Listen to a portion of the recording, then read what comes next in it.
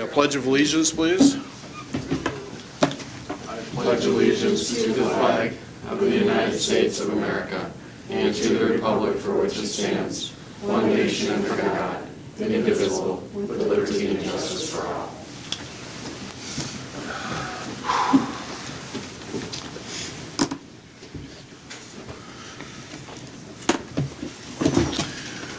Good morning and welcome to the April 2nd County Commission meeting, and hopefully you all survived April Fool's Day yesterday. There's some people that are just vicious on those kinds of days. Please silence your cell phones if you will, and the meeting documents are next to Commissioner Kelly over there, and listening devices, if you need them, are with Robert, and Robert's here in the front row. Otherwise, we'll start with routine business. The first item is consider a motion to approve the agenda. Motion to approve. Second. We have a motion and a second to approve the routine business. Any other comments? If not, please signify by saying aye. Aye. Opposed, nay. Motion unanimously passes. The next item is to approve the County Commission minutes of March 26, 2013, and the joint Sioux Falls City and County minutes of March 26, 2013. Do I have a motion?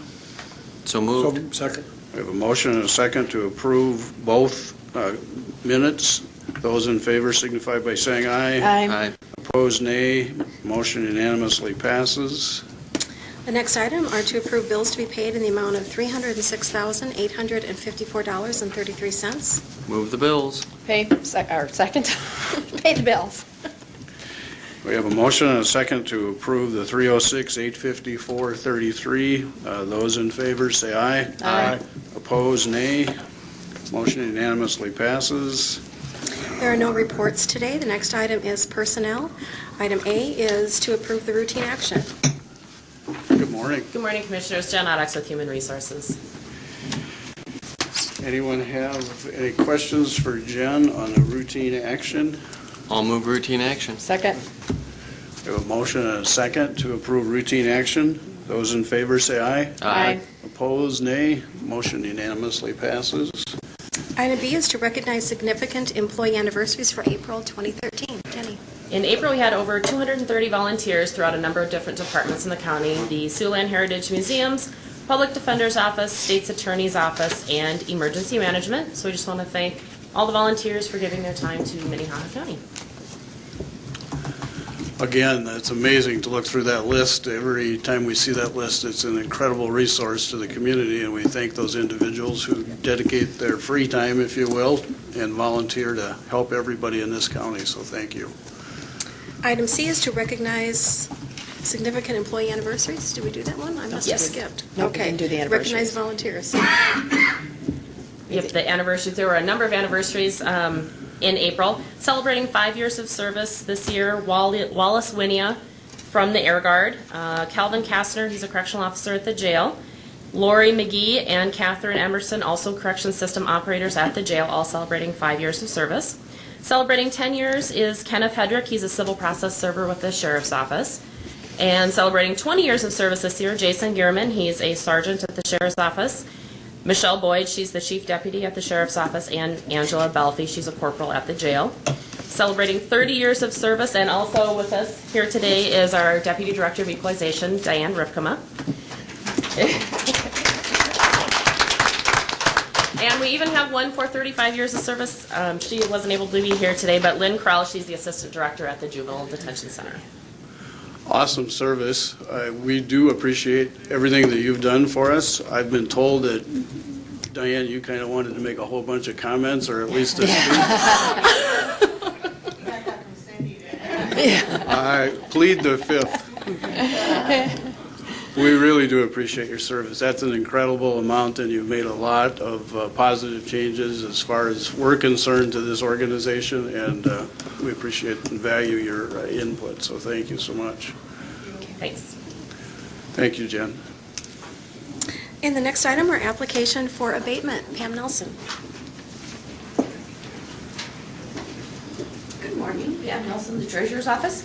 We have two abatements today. ID number 18034 for the elderly assessment freeze, $518.85, and ID number 22377 the elderly assessment freeze for $600.29. Motion to approve the elderly freezes. Second. Is there a second? Any questions for Pam? If not, those in favor say aye. Aye. Opposed, nay. Motion unanimously passes. Thanks, Pam. Thank you. Item 7 are notices and requests.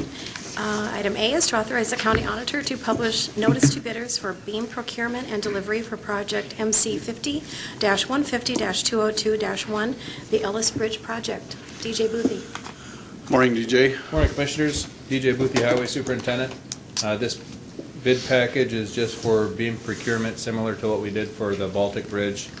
This one is for the Ellis Road Bridge, and we're just doing it again so we can get a little bit ahead on the schedule and make sure that we're able to complete construction by the end of this summer. If you have any questions, I can answer them at this time. Questions for DJ?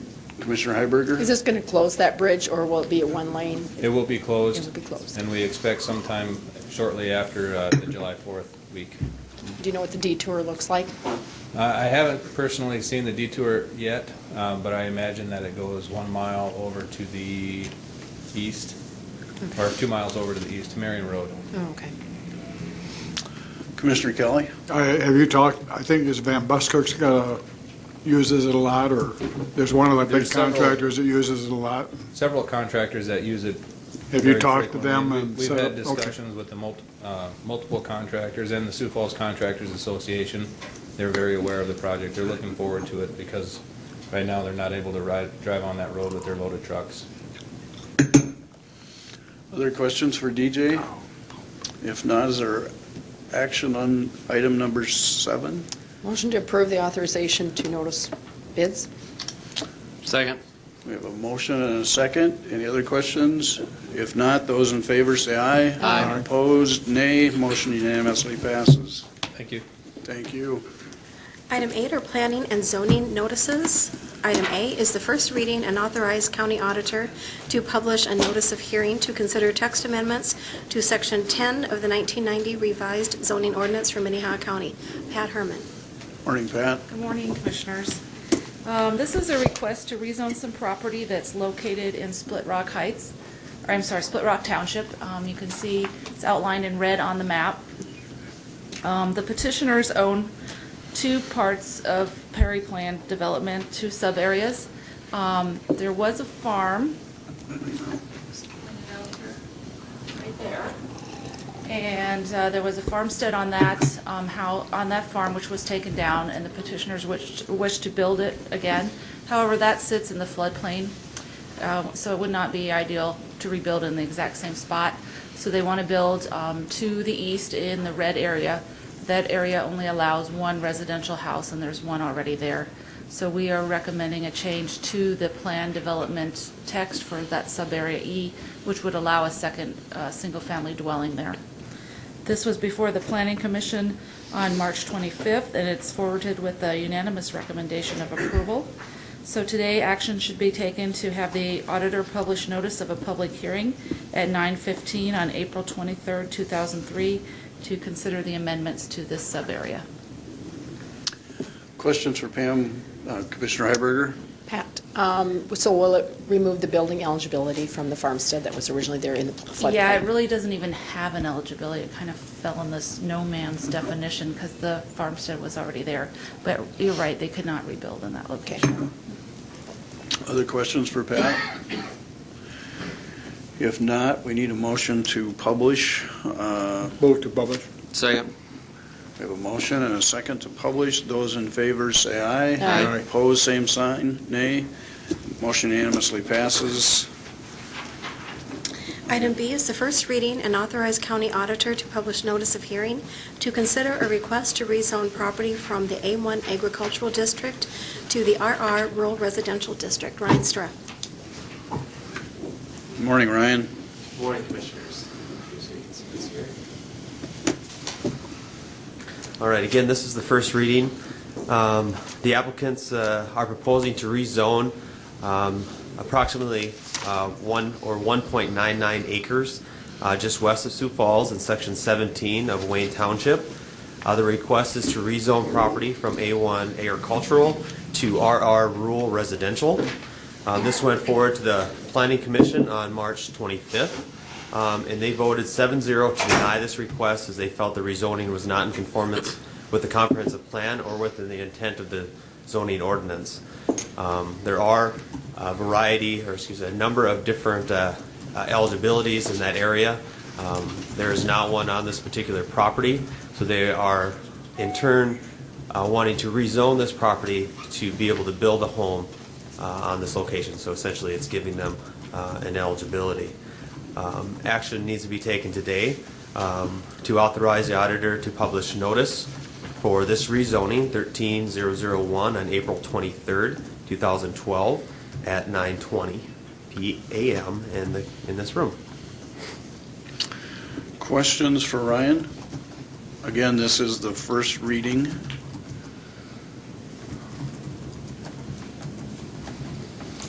No questions? Any motions? We do not take public comment today. That would happen, correct, in the next conversation? Move to set the hearing date. Second. We have a motion and a second to set the hearing date. Those in favor signify by saying aye. Aye. Those opposed, nay. Motion unanimously passes. Thank you. Item C is the first reading and authorize the county auditor to publish a notice of hearing to consider a request to rezone property from the A1 agricultural district to the I1 light industrial district. Dustin Powers. Morning, Commissioners. Dustin, County Planning Department. Anita Preheim has submitted an application to rezone property from A1 agricultural to I1 light industrial. The property is located 1/3 mile east of the intersection of South Dakota Highway 11 and South Dakota Highway 42. That's the Iverson Crossing intersection next to that subdivision. This is Preheim Nursery and Landscaping on the east side of town. You may be familiar with the business. They're looking to rezone the property to light industrial for the purpose of sale.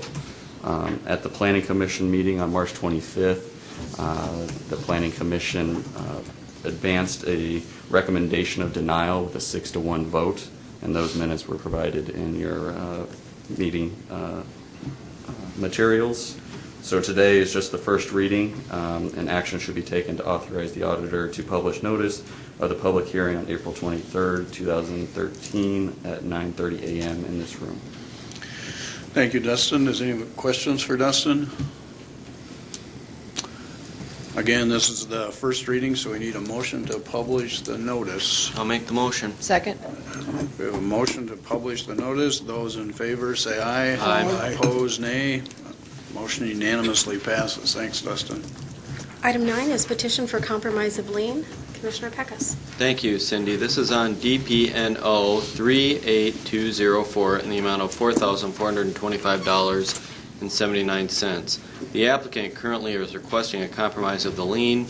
The lien was discovered during a title search of the individual, the applicant's property, and his current wife, as they are trying to prepare for a refinancing on their home mortgage, and that is scheduled for the third week of April, and they are seeking to compromise the lien upon payment of $2,000.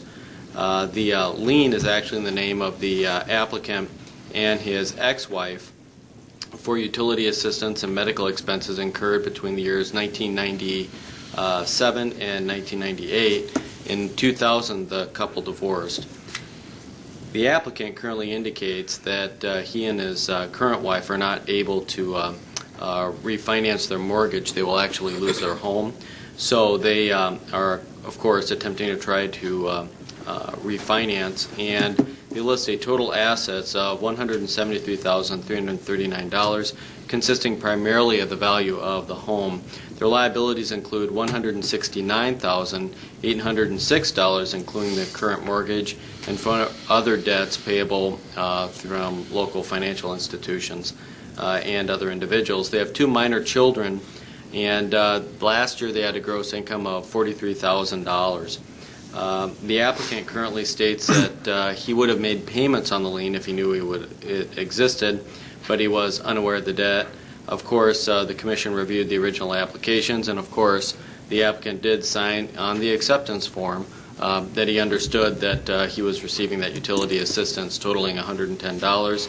And his ex-wife also signed the authority to go ahead and get medical assistance in the amount of $4,315.79. So that's the total of $4,425.79.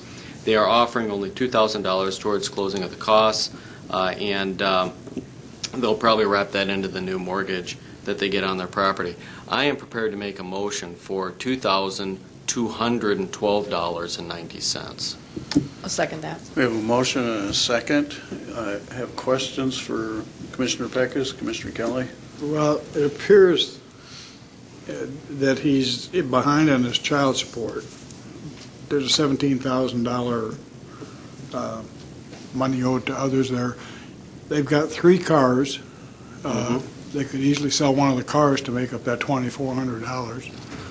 And I'm not going to support the motion. I think there's adequate assets there to do this, and the excuse that he didn't know about it obviously is not valid because he did sign the papers going into the thing. This occurred all before the divorce, so the money is there. Mr. McFarland. I do have some information regarding that. The couple was separated at the time that the major medical bill was in fact incurred. And so, and in fact, when the ex-wife went in to sign for to apply for assistance, she was originally applying for utility assistance, and this did come up as part of the process as well. So the husband, at the time that they said they were separated, was not aware that the medical assistance was granted, and so, and again, he is making the request that the lien just be compromised in full, against his ex-wife, against him, and just to clean it up for the $2,000, particularly because of the age of the lien. Questions for Ken, Commissioner Heiberger? Can't we move the remaining balance onto the ex-wife? And that is not the request. You can, but he is simply requesting that he'd just like to put this totally behind and just clean up the lien for the payment of the now $2,200, which is half. Commissioner Kelly. Ken, that was a medical claim, right? It was. Was it for the child or for the mother? It was for the ex-wife. Carol, would you like to make a comment?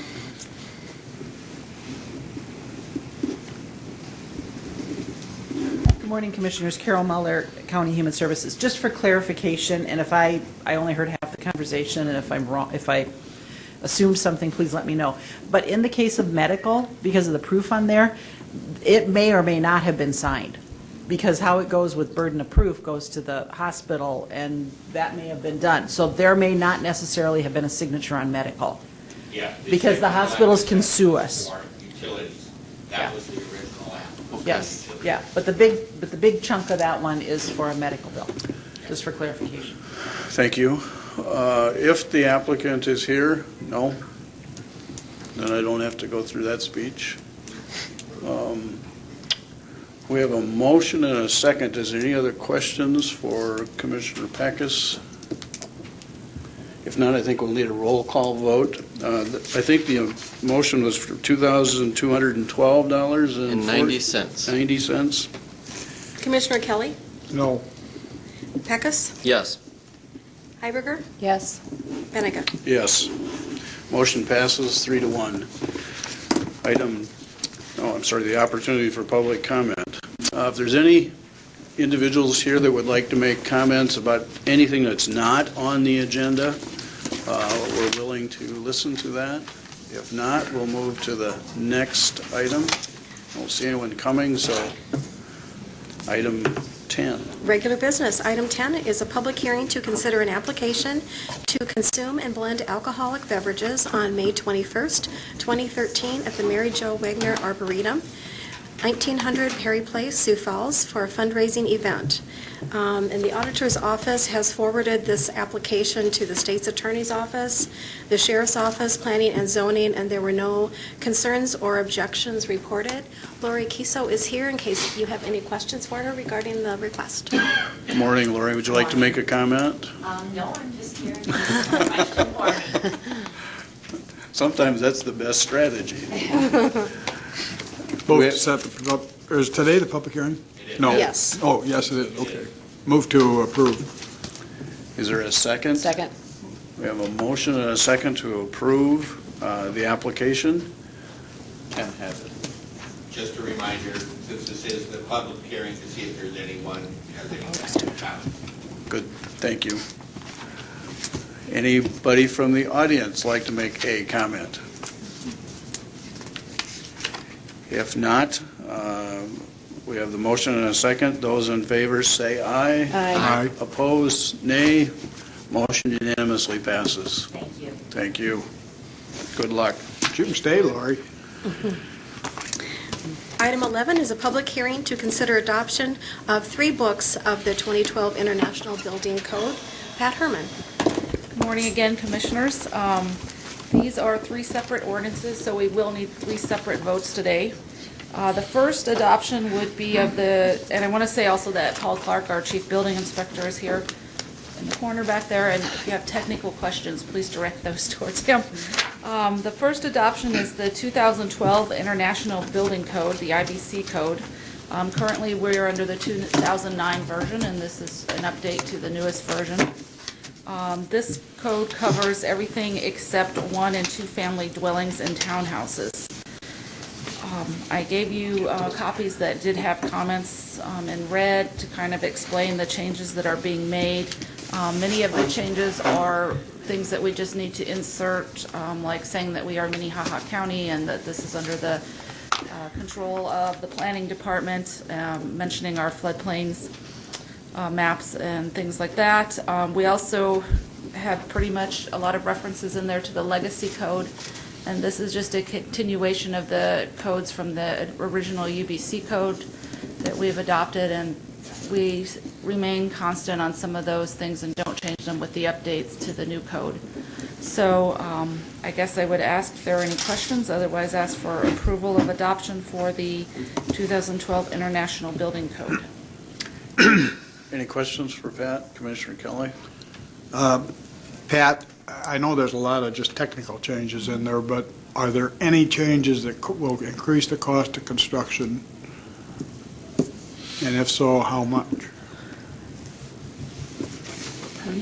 Yeah, that's a pretty I mean, question to ask. Well, it is, with all except of I these get tired of changes. these things coming in every 3 years, Yeah. and we just raise the cost of construction, and I think- realize it's not single family, but it is Yeah. apartments, and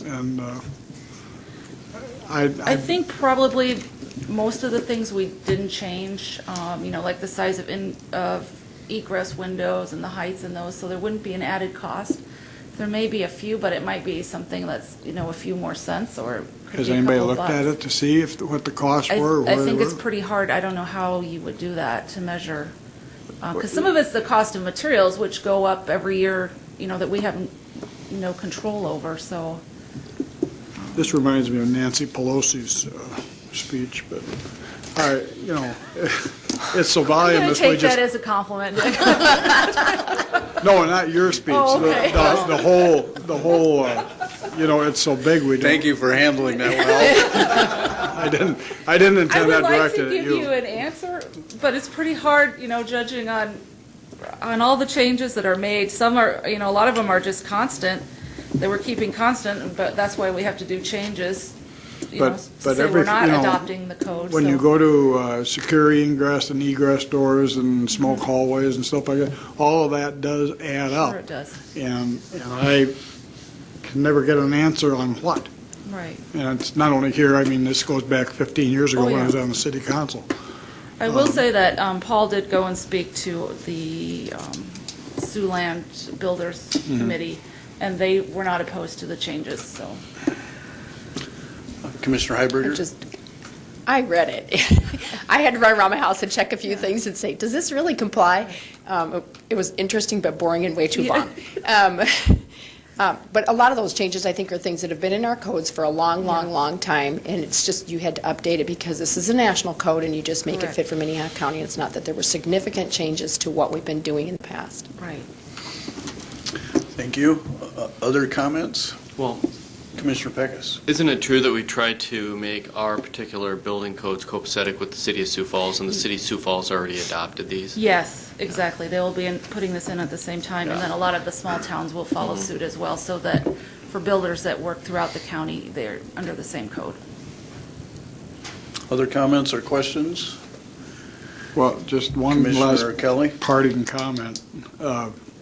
I think we better keep in mind that every time we do this, and I know nobody is Cindy excluded, but I mean, to read this entire document, and I don't know if this is the whole document or if there's more. Well, there's a huge book, but these Yeah, are that's only the what I ones that thought. we're changing, Yeah. right? And I guess we just complain that there's no affordable housing, and then we go ahead and pass laws that make affordable housing impossible. And yes, I believe the safety standards are, but this is South Dakota, not New York, and I just think at some point we've got to be addressing this more specifically than we have been in the past many years. If we want to, unless we want to continue to see our inflationary costs in housing go like they have. Other comments? Chair's privilege, I will say that I didn't read the whole document, but I did read the redlined items, and frankly, from my perspective, I'm not a builder, but I also think the advisory council goes through those in detail. They are part of the building industry, and they know more about it than I think I will, so I have no problem with those issues or concerns. I don't think there's anything significant in that. Maybe we should do a roll call vote. We need a motion in this. I'll make the motion. We don't have a sorry. You need 3 motions. Yeah, it's public And we need hearing. public comment, too. So we get to see you again, correct? Anybody, anyone from the audience wishing to make comments about item 11 in the International Building Code? No one's coming forward? I'll make my motion. Thank you. We need 3 motions. Yeah, we'll have to do this individually. I think we have to vote on this one first. I'll second that. Okay, we have a motion and a second. Those in favor say aye. Aye. Opposed? Motion unanimously passes. I'll make a motion now on the International Residential Code. I'll second that. Any comments or questions for Pat? Anyone in the public interested in making comments or asking questions? If not, those in favor say aye. Aye. Opposed? Motion unanimously passes.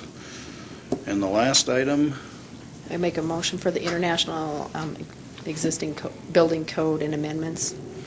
I'll second. we have a motion and a second. Anyone again from the public like to make comments or ask questions? If not, those in favor say aye. Aye. Opposed, nay. Motion unanimously passes. Thank you, Pat.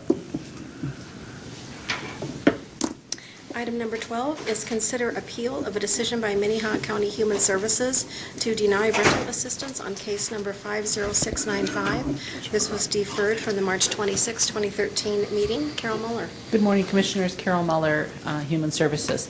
Mr. Cummings left a voicemail yesterday for myself, which I passed on to Ken McFarland, that he has to have this withdrawn. All right. I'll make a motion to withdraw it. I'll second that.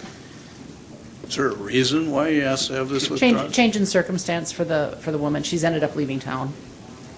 Maybe that voucher came through. All right, so I'll make a motion to withdraw. And second. To withdraw. Yes, to withdraw. Any questions for Carol, other than what we already know? Those in favor say aye. Aye.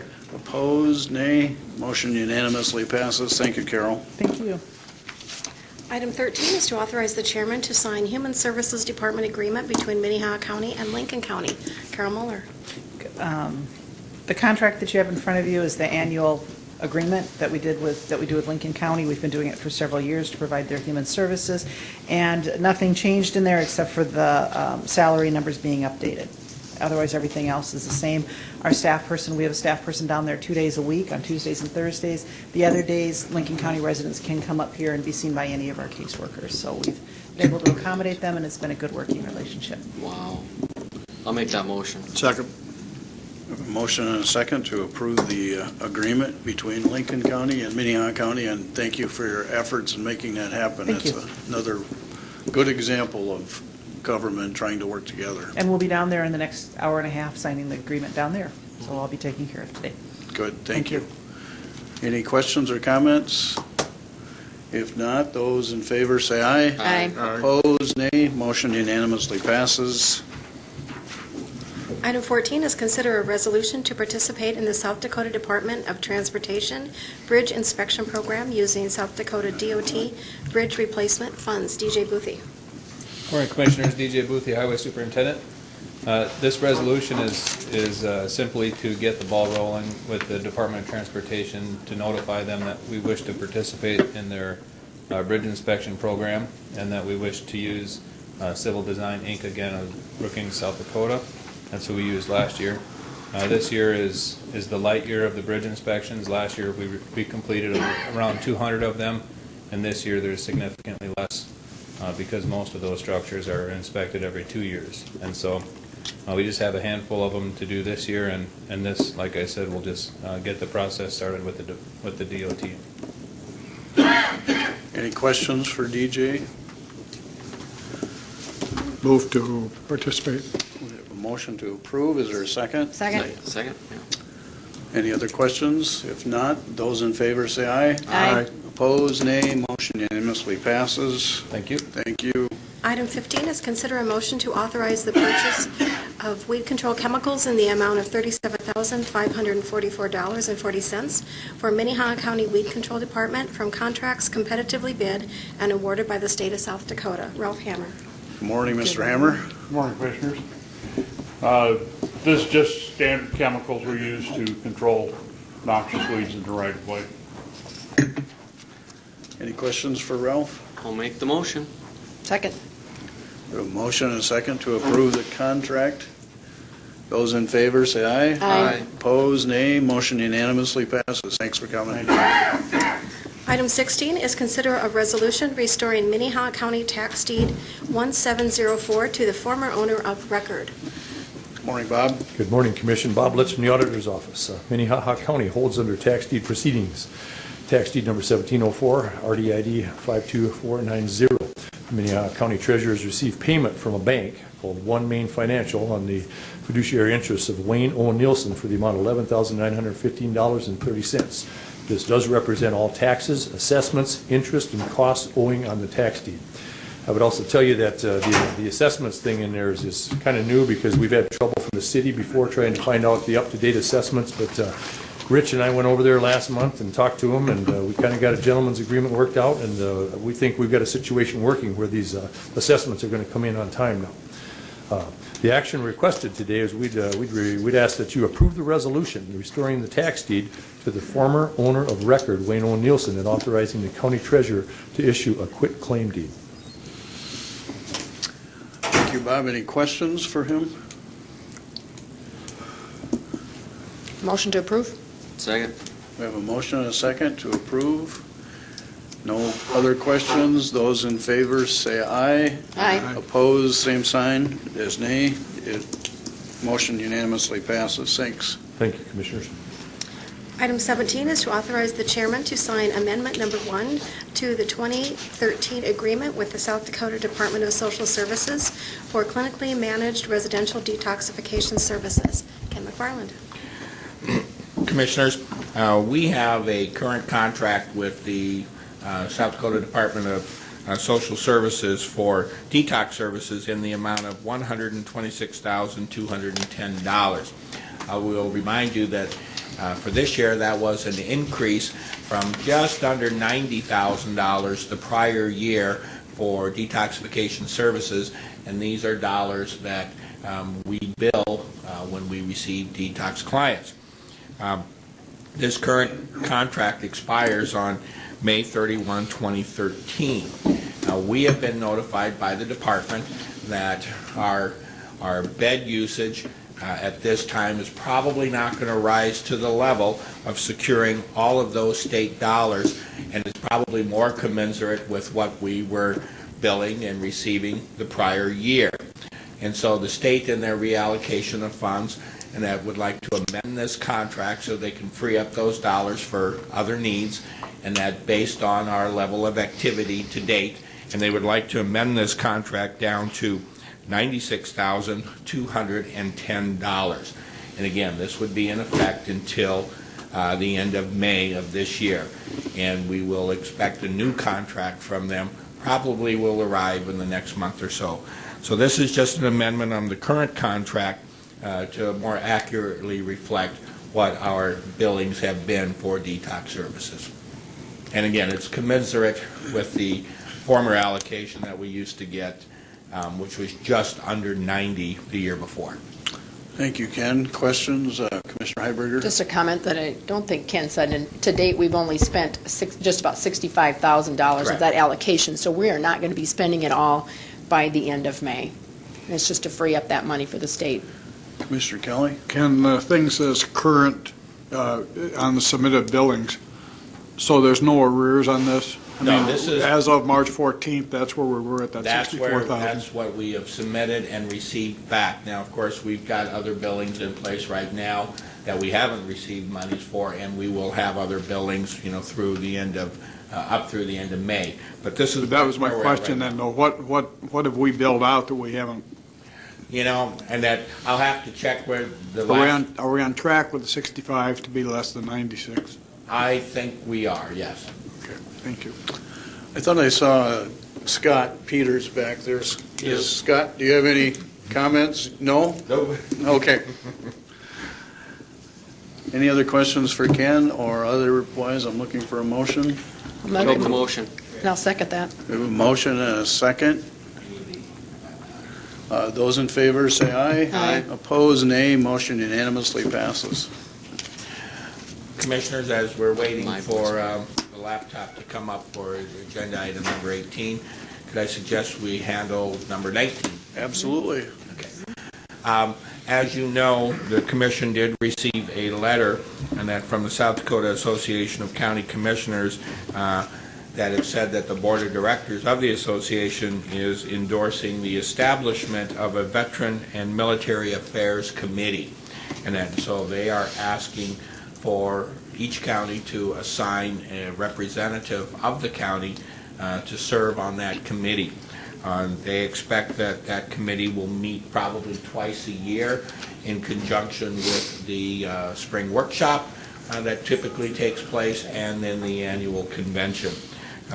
Based on your discussion last week, we had you had indicated your desire to see Pat Krupa, who is our current County Veteran Service Officer, serve in that capacity. I've discussed this with both Pat and with Carol Muller, and they are both agreeable to having Pat serve in that capacity. So we would request a opportunity to appoint Pat as the representative to the committee. Questions for Pat? For Pat. She's not here. She can't have any questions. Questions for Ken? Just a comment that Yes. I also had talked to Pat, and she is definitely the best qualified person for this position in the county. So, with that being said, I will make a motion to approve Pat. Second. Very good. Any other questions? If not, those in favor say aye. Aye. Opposed, nay. Motion unanimously passes. Are we ready for 18? We are almost. Why don't we go to Commissioner Liaison reports while we're waiting? Any of the commissioners have any reports to be made? How about new business? Any new business? Old business? It's your turn. It's my turn.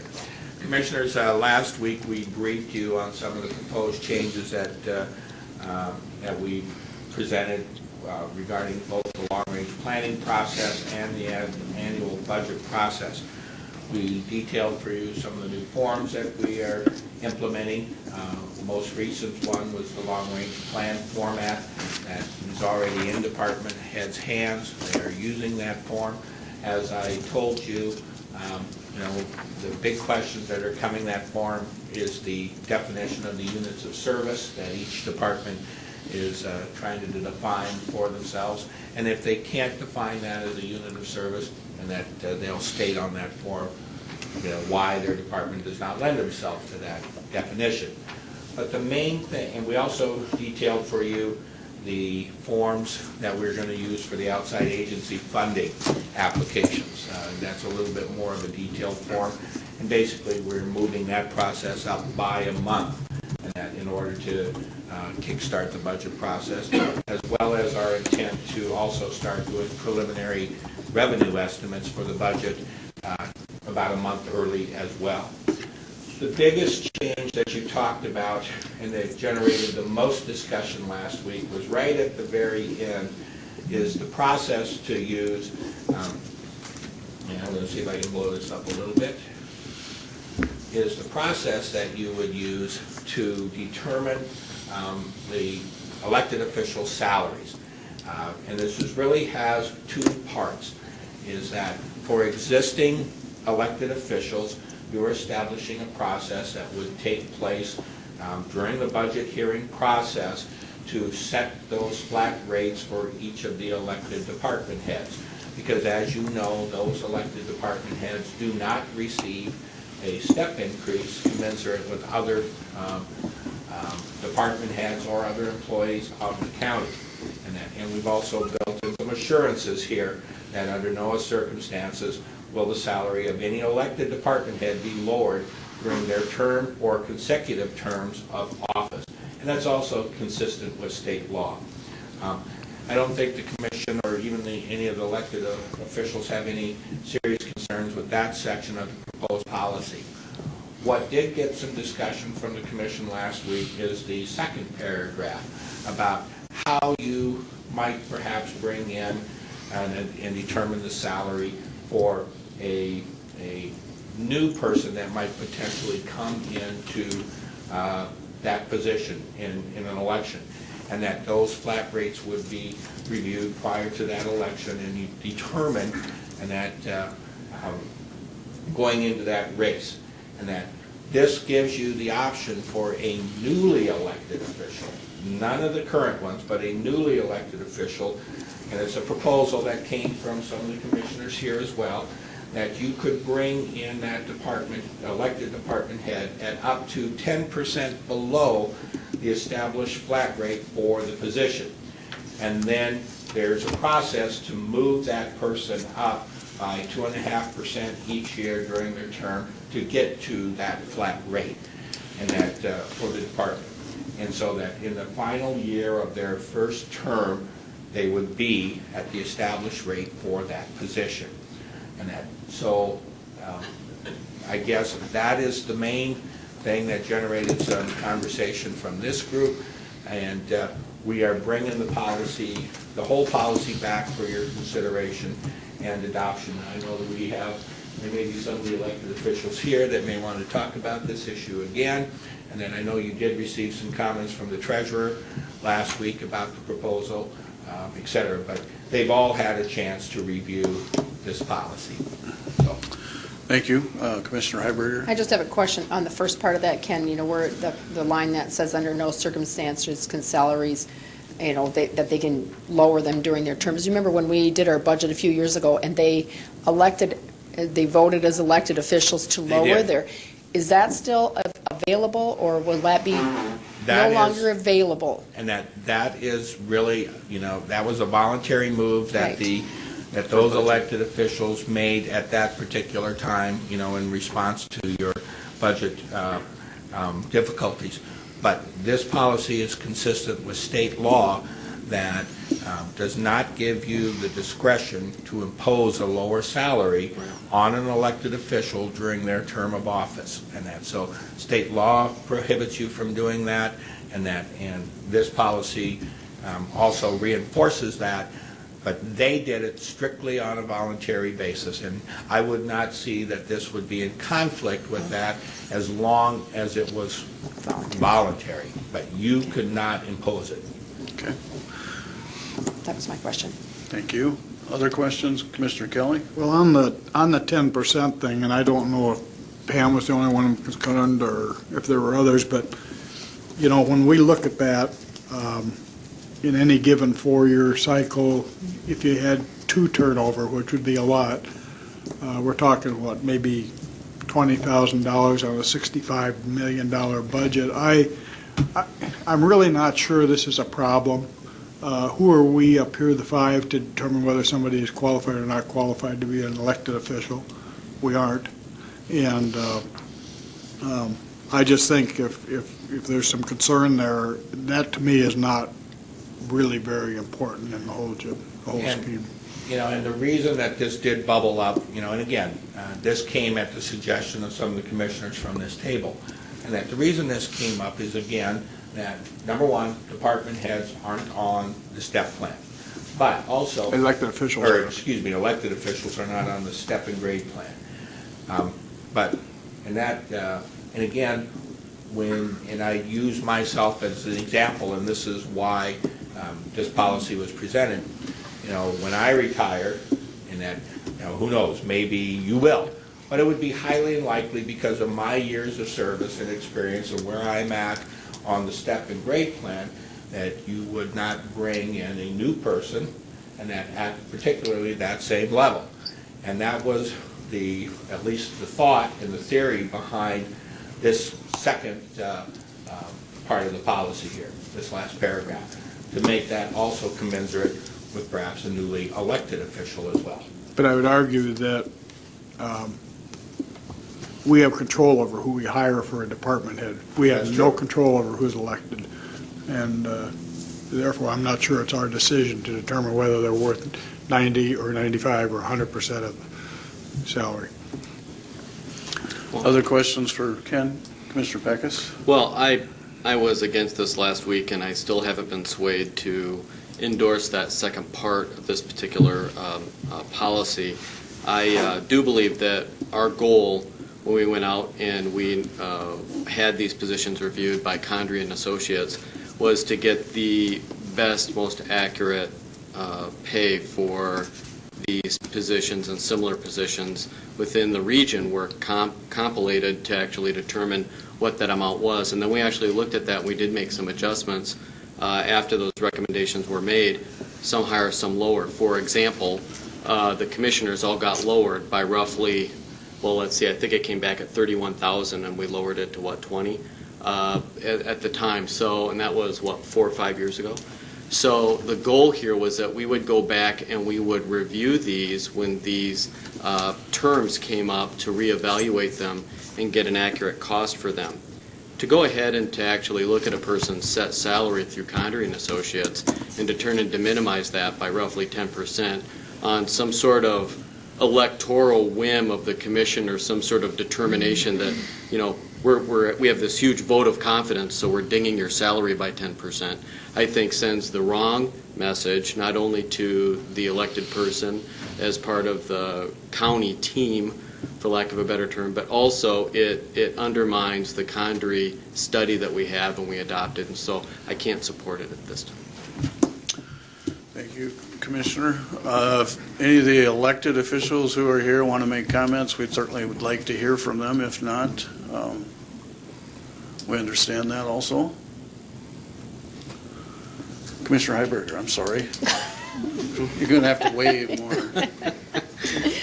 Just a comment, you know, I appreciate the work that you guys put in the thought and the effort into putting this together, because I think that you had been asked by, I mean, I know that you had been asked by people, but I guess I kind of agree with the same thing. I don't know that I'm qualified to tell somebody who's been elected that, gee, I don't like what you do when you haven't even started your job yet.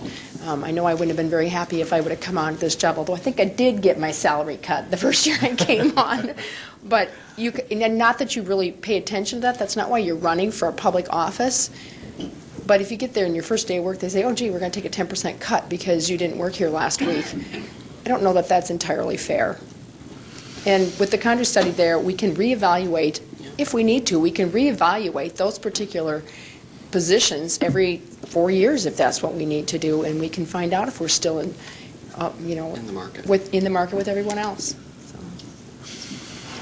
Other And again, comments? I would like to stress that paragraph, we crafted the language at the request of folks from this table. We didn't make it up ourselves. So- Doesn't mean that we have to agree with it. That's correct. Or in retrospect.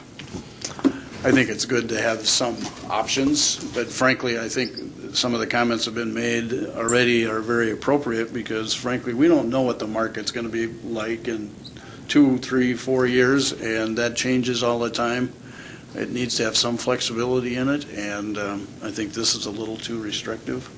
I think the first paragraph gives you Yep. that ability for any of the elected officials and establishes that process and sets those parameters by which you will look at it. So, Commissioner Kelly? I'd make a motion to accept the suggested changes to the long-term with the exception of deleting the second paragraph of item D. I have a motion. Is there a second? I'll second. We have a second. Any other comments? Commissioner Heiberger? Just had the comment, I thought that this had to go another week before we were supposed to discuss this. I mean, before we were supposed to make a motion on it. Am I wrong? oh, no, we briefed last week. Okay. This was the Okay. intended time period Okay. in order to, yes, that you can certainly do that this week. If I might, I'd like just to make a comment about the outside agency application. I appreciate Ken and other people who put time into that. When I reviewed that, one of the things that was apparent to me, I guess, was the fact that we spent all of our application emphasis, if you will, on the revenue side of the programs and nothing about the expense side, which to me is just as important, frankly, as the other pieces of that. So when the application got changed, it'll give us a total picture of what an agency is responsible for and what kind of reserves they have or foundation dollars or whatever. So I think it gives us more of a complete picture. The units of service thing, I think, will work itself out over a period of time because units of service, frankly, gives people like us an indication of growth in responsibilities of the departments, and that is the best indicator of understanding what challenges those departments have. So, other comments? If not, we have a motion to approve with the amendment of deleting the second paragraph in item D.